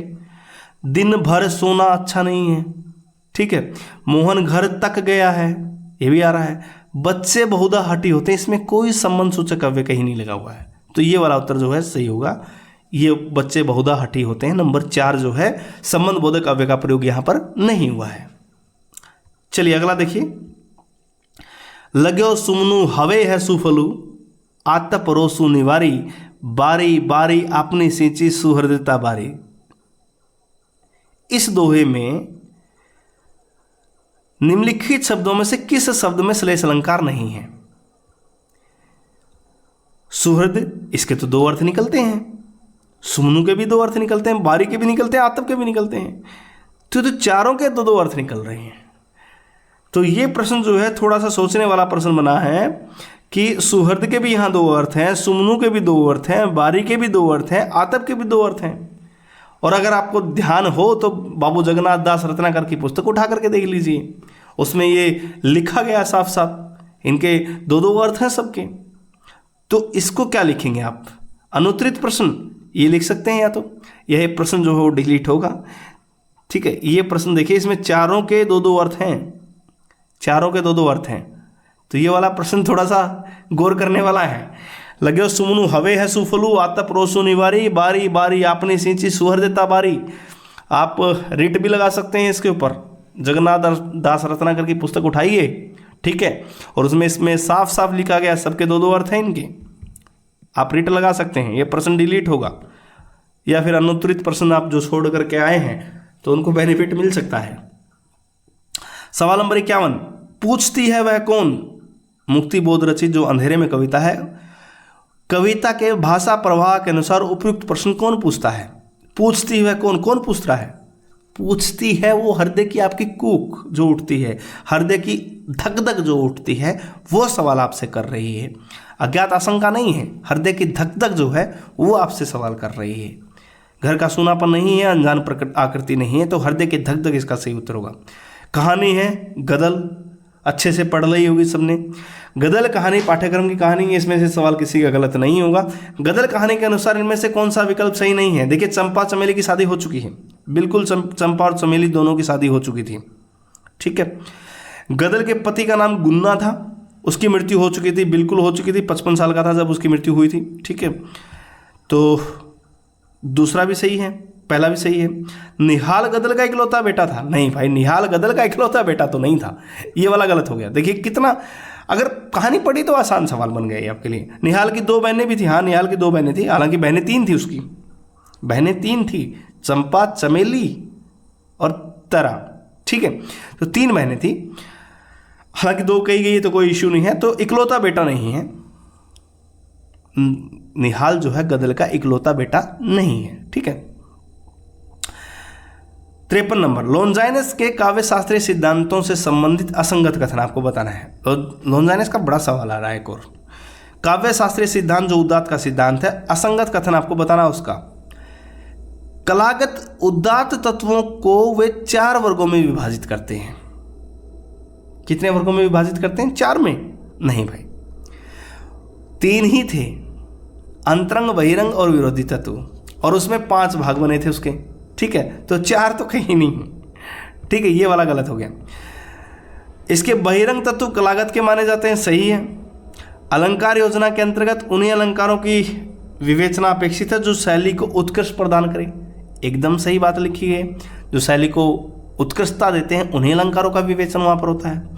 उदात्त के अंतरंग तत्व जन्मजात होते हैं, बिल्कुल सही है। अंतरंग तत्व जो होते हैं वो जन्मजात होते हैं, बहिरंग तत्व कलागत आते हैं, ठीक है। और ये टोटल होते हैं 5, 3 और 2 मिलकर के 5 होते हैं, ठीक है। 4 वर्गों में विभाजित ये नहीं होता है, ठीक है। तो यहाँ पर ये गलत हो गया, पहला वाला गलत है। 53 का नंबर 1। 54 देखिए, प्लेटो से संबंधित कौन सा कथन सही नहीं है? एक और बढ़िया सवाल, प्लेटो से संबंधित कौन सा कथन सही नहीं है? विशिष्ट सत्य को प्लेटो विश्व जननी सत्य मात्र, सत्य की छाया मात्र मानते हैं। विशिष्ट सत्य जो होता है प्लेटो उसको मानते हैं विश्व जननी सत्य की छाया मात्र है वो। वे सामान्य सत्य को ही सच्चा सत्य मानते हैं। प्लेटो प्रत्ययवादी है, परम सत्य प्रत्यय को ही मानते हैं। उनके अनुसार सत्य वह है जो व्यक्ति और समाज का आर्थिक स्तर सुधारे। ये गड़बड़ हो गया, आर्थिक स्तर सुधारने की बात नहीं करता, नैतिक स्तर सुधारने की बात करता है। किसकी बात करता है? नैतिकता की बात करता है, नैतिक स्तर सुधरे उसकी बात है। तो ये वाला हमें मिल गया नंबर 4, ज़्यादा सोच विचारना है ही नहीं। ठीक है, तो विशिष्ट सत्य मानते हैं कि विश्व जननी सत्य की छाया मात्र है। सामान्य सत्य को सच्चा सत्य मानते हैं। प्लेटो प्रत्ययवादी हैं, आपको पता है, और वो सत्य वो है जो व्यक्ति समाज का नैतिक स्तर सुधारे, ना कि आर्थिक स्तर सुधारे। ठीक है, तो नंबर 4 जो है इसका सही विकल्प होगा। 5वां देखिए क्या कहता है, अलंकार विषयक कौन सा कथन सही नहीं है। नंबर 55 क्या कहा है कि अलंकार के विषय में कौन सा कथन जो है सही नहीं है। नंबर 55 ध्यान से देखना है। जब सादृश्य के कारण उपमेय को उपमान मान लिया जाए तो भ्रांतिमान अलंकार होता है। ये संदेह लिखा गया है, चलिए यहां संदेह लिखा तो ये गलत यही हो गया। तो उपमेय को उपमान जब मान लिया जाता है, रस्सी को जब सांप समझ लिया जाता है, तो वहां पर भ्रांतिमान अलंकार होता है, ना कि संदेह अलंकार होता है। तो पहला ही गलत हो गया, तो ये तो पहला ही गलत हो गया, यही उत्तर हो जाएगा इसका। उपमेय का निषेध करके उस पर उपमान का आरोप किया जाए तो अपनहुति अलंकार होता है, बिल्कुल सही है। उपमेय पर उपमान का अभेद आरोप किया जाए रूपक अलंकार होता है। जब कारण के न होने पर कार्य का होना वर्णित हो तो वहां विभावना अलंकार होता है, बिल्कुल सही है। बाकी सब ये भ्रांतिमान होता तो ये भी सही हो जाता। ठीक है, भ्रांतिमान होना चाहिए था यहाँ पर, तो भ्रांतिमान होता तो ये सही हो जाता। चलिए सवाल नंबर 56 कफन कहानी मुंशी प्रेमचंद की। कहानी में बुझ चुका अलाव पारिवारिक सद्भाव और उष्मा के चूक जाने की ओर इशारा करता है। बाहर अलाव बुझ चुकी है, बाप बेटा दोनों बैठे हैं, तो पारिवारिक सद्भाव और उष्मा के चूक जाने की ओर इशारा करता है, सही है बात। कहानी में गीसू और माधव को बुधिया के मरने जीने की चिंता बराबर बनी रहती है। ठीक है, दोनों बातचीत करते हैं उसके बारे में, जीने की और मरने की उसकी चिंता दोनों को बनी रहती है, देखते रहते हैं बार बार। ठीक है, कहानी घीसू और माधव की मार्ग गरीबी का चित्रण करती है, बिल्कुल गरीबी का चित्रण है। ठीक है, आलू भून के खा रहे हैं बेचारे। ऐसी सामाजिक व्यवस्था की कहानी है जो श्रम के प्रति आदमी को हतोत्साह पैदा करती, नहीं हतोत्साह पैदा नहीं करती भाई, प्रोत्साहन देती है वो, प्रोत्साहन यानी कि श्रम के प्रति तो लोगों को मोटिवेट करती है कि आदमी को श्रम करना चाहिए, श्रम के प्रति जागरूक करती है वो कहानी, तो श्रम की कहानी वो। ये देखिए यहाँ इस तरीके से जो शब्दों का जंजाल आरपीएससी ने खेला है वही लोगों को फंसाया है। श्रम के प्रति आदमी को हतोत्साह नहीं करती वो, श्रम के प्रति उत्साहित करती है कि आप उसके प्रति जाइए, श्रम करिए, मेहनत करिए। तो ये नंबर 4 हो जाएगा। काव्य हेतु की दृष्टि में कौन सा कथन असंगत है। सवाल नंबर 57 देखिए, कवि जिन उपादानों से समन्वित होकर काव्य रचना में प्रवृत्त होता है उनको काव्य हेतु कहते हैं। 57 नंबर कर रहा हूं मैं, सही बात है। जिन उपादानों से समन्वित होता है, काव्य रचना में प्रवृत्त होता है, उसको काव्य हेतु कहते हैं। भामा के अनुसार प्रतिभा जो है काव्य हेतु है, अनिवार्य काव्य हेतु प्रतिभा, और मुख्यतः 3 प्रकार के होते हैं, प्रतिभा, व्युत्पत्ति, अभ्यास, ये भी सही है। रुद्रट के अनुसार प्रतिभा के 2 भेद माने गए, बिल्कुल सही है। सहजा और जन्मजात, अरे भाई ये तो एक ही है। सहजा और उत्पाद्या ये 2 माने जाते हैं। देखिए सवाल को गंभीरता से, 2 भेद माने जाते हैं, लेकिन सहजा और उत्पाद्या सहजा तो खुद ही जन्मजात होती है, बाद में जो सीखी जाती है उत्पाद्या होती है वो, सहजा और उत्पाद्या। ठीक है, अच्छा वो किसने मानी थी जरा बताइए, कार्यत्री और भावेत्री, वो आप हमें कमेंट करके बताइएगा। ठीक है, रवि हुआ अस्त, ठीक है, कौन सी आ गई, राम की शक्ति पूजा। सवाल नंबर 58 देखिए, रवि हुआ अस्त ज्योति के पत्र पर लिखा, अमर रह गया राम रावण का अपराजय समर। दोषपूर्ण व्याख्या इसकी पूछी गई है, दोषपूर्ण व्याख्या कौन सी है। देखिए राम रावण का अपराजय समर, अपराजय यानी कि ना किसी की हार है ना किसी की जीत है, तो युद्ध में किसी की जय पराजय नहीं हुई, ये बात तो सही है। रवि हुआ अस्त, रवि अस्त हो गया है तो अंधेरा हो गया है, तो भयावह रात्रि का आरंभ हो गया, ये भी सही है। ज्योति के पत्र पर लिखा अमर रह गया राम रावण का पराजय समर। युद्ध के अल्पकालिक प्रभाव का वर्णन। अल्पकालिक प्रभाव, देखिए बात यहां पर लिखी गई अमर, अमरता की बात है, तो अमर रह गया राम रावण का पराजय समर। उस समर कौन सा है? अमर। अमर है तो अल्पकालिक नहीं होगा, वो तो निरंतर चलने वाला होगा, हमेशा के लिए स्थायी हो जाएगा। तो ये वाला गलत हो जाएगा ना, ये वाला गलत हो जाएगा। अमर की बजाय ये देखिए ध्यान से, अमर रह गया राम रावण का पराजय समर, तो ये नंबर 2 है, अल्पकालिक प्रभाव का वर्णन। अल्पकालिक नहीं है, थोड़े समय के लिए नहीं, अमरता की बात यहां पर हो रही है। ठीक है। युद्ध में राम का पक्ष निर्बल रहा है, तो सबसे मजबूत व्याख्या है इसकी। राम का पक्ष जो है निर्बल रहा है, सबसे मजबूत व्याख्या है। ठीक है। तो दोषपूर्ण जो है अल्पकालिक प्रभाव का वर्णन किया गया है, ये वाला जो है वो दोषपूर्ण है। देखिए सब लोग अपने अपने तरीके से इसमें अपनी अपनी व्याख्याएं देंगे, इसमें कोई दो राय नहीं है, लेकिन अगर ध्यान से देखा जाए तो सीधा सीधा अमर है तो अल्पकालिक प्रभाव हो ही नहीं सकता, चिरस्थायी हो जाएगा वो तो। यही तो खास बात है। ज्योति के पत्र पर क्यों कहा गया है? क्योंकि वो अमर है। ठीक है। रोज कहानी के संबंध में सही कथन नहीं है। सवाल नंबर 59, रोज कहानी के संबंध में सही कथन नहीं है, कौन सा नहीं है? देखिए कहानी कुंठा और घुटन का चित्रण करती, बिल्कुल सही है, घुटन कुंठा है उस कहानी में। कहानी उल्लासपूर्ण वातावरण में घूमती है, अरे भाई कहानी उल्लासपूर्ण वातावरण में नहीं है, वो नंबर 2 गलत हो गया है।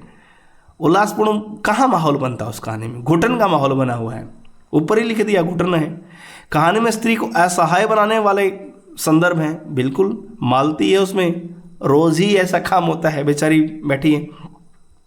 घर परिवार के दायरे से आगे व्यापक धरातल पर मानवीय मूल्यों की पक्षधरता की कहानी है, बिल्कुल सही है। तो ये सारे सही हैं, उल्लासपूर्ण नहीं है कहानी में। ठीक है। घुटन का माहौल है, कैसा माहौल है? घुटन का माहौल है। ठीक है। सवाल नंबर 60 देखें, सवाल नंबर 60 देखते हैं। अरस्तु के अनुकरण सिद्धांत के संदर्भ में असंगत, फिर अनुकरण सिद्धांत का सवाल आया है और उसमें आपको बताना असंगत, फिर से बहुत ध्यान से चीजों को पढ़िएगा, जो सिलेबस है बहुत ध्यान से देखना है। काव्य भी अन्य कलाओं की भांति अनुकरण धर्मी कला है। पहला सवाल क्या कह रहा है कि काव्य भी क्या है? अनुकरण धर्मी कला है। कवि उसका वर्णन करता जो घटित हो सकता है, ये भी सही है। अनुकार्य केवल वे वस्तुएं जो थी या हैं, नहीं, एक और थी, जो थी या हैं या जैसी होनी चाहिए, जैसी होनी चाहिए, 3 अर्थों में था ना। वो वस्तु में अनुकार्य जो थी, जैसी थी, या हो या हैं या जैसी हो सकती हैं, है ना, जैसी होनी चाहिए उनके लिए। तो 3 अर्थों में था, ये 3 वस्तुएं हैं, तो ये वाला गलत हो जाएगा यहाँ पर। अनुकार्य केवल वे वस्तुएं हैं जो वे थी या हैं या जैसी होनी चाहिए। ठीक है। ध्यान से अगर देखेंगे तो आप समझ जाएंगे इसको। कवि अनुकरता है, ये वाला सही है, तो ये वाला गलत होगा, नंबर 3। ठीक है। सवाल नंबर 61, लोनजाइनस का फिर आ गया। लोनजाइनस की काव्य विषयक मान्यताओं की दृष्टि से कौन सा कथन समीचीन नहीं है, अच्छा नहीं है, यानी कि संगत नहीं है? कवि के अध्ययन और अभ्यास पर बल देते हैं, बिल्कुल सही, कवि को अध्ययन और अभ्यास दोनों करना चाहिए। ठीक है। साहित्य का संबंध तर्क से नहीं है, अरे भाई तर्क से तो मानते हैं, कल्पना से मानते हैं, लेकिन तर्क होना जरूरी है ना। तर्क नहीं होगा तो लोग विश्वास कैसे करेंगे, विश्वसनीय कैसे बनेगा? तो तर्क से होता है, तो ये गलत हो गया। तो तर्क से मानते हैं, नंबर 2 ये गलत है। 61 नंबर 2 सही है। तर्क से साहित्य का संबंध जो है मानते हैं, वो कल्पना से मानते हैं, तर्क से मानते हैं। विचार तत्व पद विन्यास को परस्पर संबंध मानते हैं, बिल्कुल सही है। उन्होंने अपने सिद्धांत में उदात्त कला की प्रेरक भावना और धारणाओं का विश्लेषण किया, बिल्कुल सही है। एक और देखिए, फिरी फिरी भूंजेसी तजीव न बारू, इसका व्यंग्यार्थ नहीं है। प्रेम दशा का घोर यंत्रणा में होना, भाड़ में चने का भुना जाना, प्रिय के वीरताप से चित्त का विह्वल होना, या प्रेम जन्य संताप का अतिरिक्त। नंबर 62, ये व्यंग्यार्थ कौन सा नहीं है? फिरी फिरी मुंजेसी तजीव न बारू, ये वाला सवाल आप बताइए कि इसका व्यंग्यार्थ कौन सा नहीं है? प्रेम दशा का घोर यंत्रणा में होना, ये तो है। प्रेमजन्य संताप का भी अतिरेक किया गया है। ये वाली जो सीधी बात है, ये व्यंग्यार्थ नहीं है। भाड़ में चने का भुना जाना, ये तो सीधा अर्थ निकल रहा है इसका। ये व्यंजना का नहीं है, यानी कि व्यंग्यार्थ नहीं है। भाड़ में चने का भुना जाना ये नहीं है। ये प्रिय के विरह में या प्रिय के विरह ताप से चित्त का विवल हो जाना, वो वाली भी व्यंजना है। प्रेम दशा का घोर यंत्रणा में हो जाना भी व्यंजना है। प्रेमजन्य संताप का अतिरेक, ये भी व्यंजना है।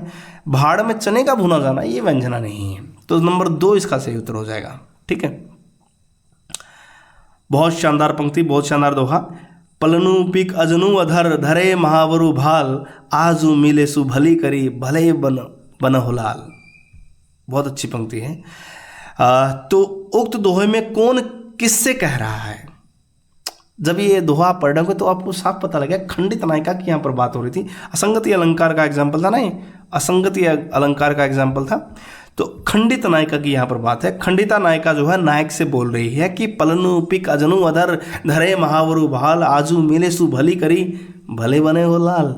ठीक है, तो इसकी अगर व्याख्या करेंगे तो वीडियो और लंबा हो जाएगा। चलिए, खंडित नायिका जो है नायक से बात कर रही है, आगे चलते हैं। घनानंद जीवन मूल सुजान की कौंदन नु कहूँ दर्शे।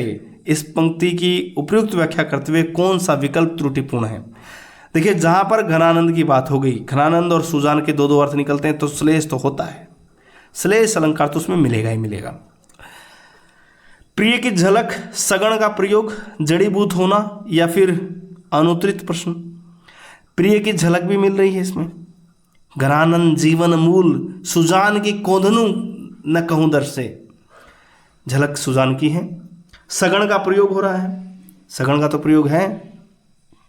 ठीक है, ये माता राज बान सलगा याद भी होगा आपको। ठीक है, जड़ीभूत होना ये नहीं है। अगर वो जड़ीभूत होता तो बात कैसे होती? तब तो स्थायी हो जाता ना, जड़ हो जाता। अब जड़ होता तो प्रिय की झलक पाने के लिए कैसे तरसा? ठीक है, तो जड़ीभूत होना वो गलत हो जाएगा। नंबर 4 इसका सही विकल्प होगा। नाखून क्यों बढ़ते हैं? देखिए, नाखून क्यों बढ़ते हैं, निबंध है हजारी प्रसाद द्विवेदी का। उन्होंने क्या माना कि नाखूनों का बढ़ना एक अभ्यास जन्य सहज वृत्ति मानी है। देखिए, 4 अभ्यास जन्य सहज वृत्तियां थी उसमें।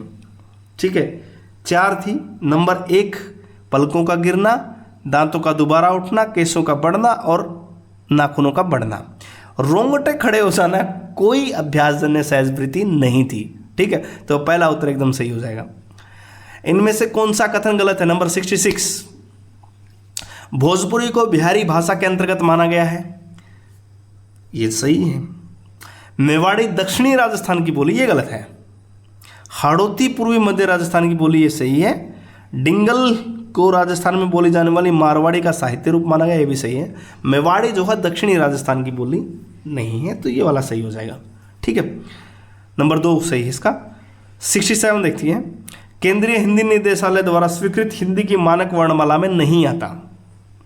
67 में कौन सा उत्तर जो है वो सही रहेगा? मानक जो वर्णमाला है उसमें कौन सा नहीं आता? देखिए, ये आता है, अंग ये नहीं आता, झय भी है और डय भी है, ये वाला नहीं है। ठीक है, तो ये वाला उत्तर सही होगा। नंबर 2, मीरा पदावली में गर्भ महुआ हरण, इसमें मधुआ होगा, गर्भ मधुआ हरण। तो मधुआ का अर्थ क्या है? मधुआ का अर्थ इंद्र है। मधुआ का अर्थ क्या है? इंद्र है। ठीक है, चलिए 69, पृथ्वीराज रासो में समुद्र शिखर का उल्लेख किस रूप में हुआ है? तो दुर्ग के रूप में हुआ है। तो शुरुआत में एक और सवाल ऐसा आया था ना कि दुर्ग के रूप में हुआ। ठीक है, किसके रूप में है? दुर्ग के रूप में है। 69 का नंबर 2 बन गया ना, दुर्ग के रूप में है। ठीक है, 70वां देखिए, आनो तुम चहुआन वर, ये भी पृथ्वीराज रासो से है। आनो तुम चहुआन वर अरु कही इहे संदेश, सांस शरीरी जो रहे प्रिय पृथ्वीराज नरेश। जब तक सांस है तब तक पृथ्वीराज। वाह। पद्मावती समय में यह कथन कौन किसके सामने कह रहा है? नंबर 70, कौन किसके सामने कह रहा है? पर पद्मावती माता के सामने कह रही है, पद्मावती तोते के सामने कह रही है? बिल्कुल तोते के सामने कह रही है कि जब तक सांस है तब तक पृथ्वीराज। ठीक है, तोते के सामने कह रही है। ओके, तो 70 का नंबर 2। 71 देखिए, नर्मदा का नाम मेकल सूता भी है। मेकल सूता, मेकल अपनी बिटिया को वनाच्छित घाटी में से किस हिफाजत से नीचे गया है? इसे आज हमने अपनी आंखों से देखा। सौंदर्य की नदी नर्मदा में मेकल शब्द किसके लिए प्रयुक्त हुआ? तो मेकल किसके लिए है? मेकल तो विंध्याचल के लिए है ना। मेकल किसके लिए है? विंध्याचल के लिए। 71 का नंबर 3, सॉरी 71 का नंबर 3, विंध्याचल पर्वत, नर्मदा नदी उसी के नीचे बहती ना। दोष रहित, गुण सहित तथा यथासंभव अलंकार युक्त शब्द और अर्थ जो है काव्य है। बहुत आसान, 72 बहुत आसान, 72 बहुत ही आसान है। इसका उत्तर ये एक फ्री हिट के तौर पर आप दीजिए। दोष रहित, गुण सहित, यथासंभव अलंकार युक्त शब्द और अर्थ जो है वो काव्य है। याद आया मम्मट का? मम्मट की डेफिनेशन किसको याद है? दोष रहित, गुण सहित वाली बात, मम्मट वाली बात जो है याद है आपको? काव्य लक्षण यदि आपने पढ़े होंगे तब आप बिल्कुल उसको बताएंगे। काव्य लक्षण यदि आपने पढ़े होंगे, तद अदोषो शब्दार्थो सगुणावलंकृति पुनः क्वापी, वही वाले मम्मट। ठीक है, तो मम्मट की ही। ठीक है, विरेचन के संबंध में सही कथन आपको बताना। नंबर 73, 73, विरेचन का सवाल एक और अरस्तु का। यह त्रासदी का ही अन्यतम रूप है। मनुष्य हमेशा के लिए भावों से मुक्त हो जाता है। मुक्त थोड़ी होता हमेशा के लिए भावों से, ये तो गलत है। त्रासदी का ही अन्यतम रूप है। अच्छा, विरेचक राग मानव समाज को कष्ट प्रदान करते हैं, ये भी गलत है। इससे भावात्मक परिष्कार होता है, ये सही है। इससे आदमी का क्या होता है? भावात्मक परिष्कार होता है। विरेचन से मतलब भावात्मक परिष्कार होता है। ठीक है, तो नंबर 4 सही हो जाएगा। तो 74 देखते हैं। वक्रोक्ति सिद्धांत, वक्रोक्ति जीवितम कुंतक का प्रसिद्ध ग्रंथ है। सही है। प्रकरण वक्रता इसका एक अन्य भेद है। इस सिद्धांत का प्रवर्तक आचार्य कुंतक को माना जाता है। इसका एक भेद पद पूर्वार्ध वक्रता भी है, जिसमें अलंकारों का विधान है। अनुत्तरित प्रश्न, बताइए सही उत्तर क्या होगा? ये 4 विकल्प आपके पास है, 74 का सही विकल्प क्या होगा? देखिए ये तो सारे सही हैं। वक्रोक्ति जीवितम कुंतक का प्रसिद्ध ग्रंथ है, नो डाउट। प्रकरण वक्रता भी इसका एक भेद है, सही है। इस सिद्धांत के प्रवर्तक आचार्य कुंतक है, ये भी सही है। और पद पूर्वार्ध वक्रता भी है, जिसमें अलंकारों का विधान है, ये भी सही है। तो अनुत्तरित प्रश्न रहेगा, ये अनुत्तरित प्रश्न रहेगा। तो इसके चारों विकल्प सही हैं। चलिए सवाल नंबर 75 देखते हैं। इनमें से कौन सा कथन सही नहीं है? समास का योगदान शब्द निर्माण की दृष्टि से अनुपयोगी है। ऐसे कैसे हो सकता है? समास का योगदान शब्द निर्माण की दृष्टि से अनुपयोगी नहीं होता, उपयोगी होता है। तो ये वाला ही गलत हो गया। प्रत्यय प्राय किसी शब्द के अंत में जुड़ते हैं, पीछे प्रत्यय बिल्कुल सही है। शब्द निर्माण में उपसर्ग प्रत्यय संधि की उल्लेखनीय भूमिका रहती है, बिल्कुल सही। उपसर्ग का प्रयोग शब्द के प्रारंभ में किया जाता है, एकदम सही। तो अनुपयोगी नहीं होते, उपयोगी होते। नंबर 1 सही है, 75 का नंबर 1। ठीक है, सवाल नंबर 76। गोदान में कौन सी प्रवृत्ति नहीं है? वीडियो ज़्यादा लंबा हो गया क्या? चलिए कोई बात नहीं, 1-2 सवाल और देख लेते हैं। चलिए, गोदान में कौन सी प्रवृत्ति नहीं है? किस्सा गोई में घटनाओं के स्थान पर मनोवैज्ञानिकता। धर्मवीरु मील मालिक का अंकन। अरे भाई, मील मालिक जो था खन्ना, वो धर्मवीरु थोड़ी था, वो धर्म से डरने वाला नहीं था। ठीक है, तो यही वाला गलत है, ये वाला गलत हो गया। 76 वाला नंबर 2। महाभोज के संबंध में असत्य कथन। पिछड़ों पर सामाजिक उत्पीड़न का अंकन, बिल्कुल सही है। महाभोज का परिवेश जो है व्यक्तिक ना होकर के सामाजिक है, एकदम सही है। विशेषकर कहता जोरावर ने करवाई थी, बिल्कुल सत्य कथन है। राजनेताओं में जनता के प्रति ईमानदार सहानुभूति होती है, ये वाला गलत है। राजनेता जनता के प्रति ईमानदार सहानुभूति हो ही नहीं सकती, किसी भी कीमत पर नहीं हो सकती। जनता के प्रति ईमानदार सहानुभूति होती तो ये बात ही नहीं बनती। ठीक है, तो नंबर 4 जो है वो असत्य कथन है। ठीक है, चलिए वीडियो ज़्यादा लंबा हो रहा है तो यहाँ तक हम करते हैं आज, और इसका दूसरा पार्ट जो है जल्द ही हम अपलोड करेंगे। 77 आपने क्वेश्चन जो मिला लिए हैं, और किसके कितने अंक आए हैं, जिन्होंने भी पेपर दिया है ज़रूर हमें कमेंट करके बताएं। और हमारा ये प्रयास आपको कैसा लग रहा है ज़रूर बताएं, और कुल मिलाकर के पेपर आपको कैसा लगा ज़रूर बताइएगा। इसका दूसरा पार्ट हम जल्द ही लेकर के आपके सामने रहेंगे। ठीक है, और पहला पेपर जो है आरपीएससी का वो जल्द पूरा कर दिया जाएगा। इसके बाद जैसे ही दूसरा पेपर हमें मिलेगा तुरंत उसको बना करके अपलोड किया जाएगा। ठीक है, अभी तक दूसरा पेपर जो प्राप्त हुआ नहीं है, जैसे ही प्राप्त होगा उसको भी हम बना करके तुरंत आपको प्रेषित करते हैं। तो तब तक के लिए बहुत बहुत धन्यवाद। नमस्कार, जय हिंद। आरपीएससी जिंदाबाद। जबरदस्त पेपर बनाया है हिंदी साहित्य के विद्यार्थियों के लिए। बहुत बहुत धन्यवाद।